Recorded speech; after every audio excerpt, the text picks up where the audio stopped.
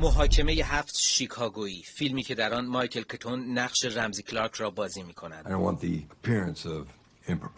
رمزی کلارک، دادستان اسبق امریکا، یکی از مشهورترین و جنجالی‌ترین وزرای دهه‌های اخیر که چند روز پیش در 93 سالگی در منهتن نیویورک در همین خانه‌اش از دنیا رفت. اینها بخشی از آخرین گفتگوی ما با وزیر دادگستری اسبق امریکاست که مخالف تحریم‌ها علیه میلیون‌ها ایرانی بود و می‌گفت خرابکاری‌ها در مسیر برنامه هسته‌ای صلح‌آمیز ایران نهایتاً راه به جایی نخواهد برد.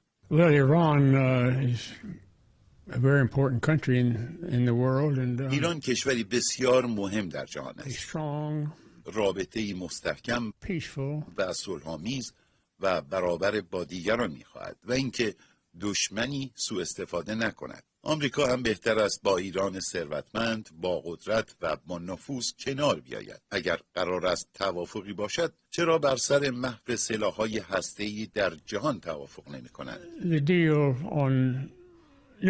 چندان تفاوتی میان رؤسای جمهور امریکا نمیدید. از نگاه او نقش لابی‌ها در استمرار سیاست خارجی خصمانه امریکا علیه ایران مهم بود. ما خودمان را بزرگترین دموکراسی جهان می‌خوانیم، اما راه زیادی تا رسیدن به این شعار مانده. فعلا قدرت دست کسانی است که از طریق ثروت صدایشان را بالا میبرند و نتیجه انتخابات را به دست میگیرند. مروری بر زندگی رمزی کلارک نشان می‌دهد که کارنامه حرفه‌ای او پر از نقاط سیاه و سپید بود.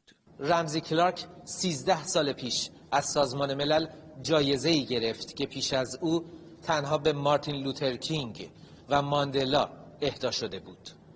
کامران نجف‌زاده، خبرگزاری صدا و سیما، سازمان ملل.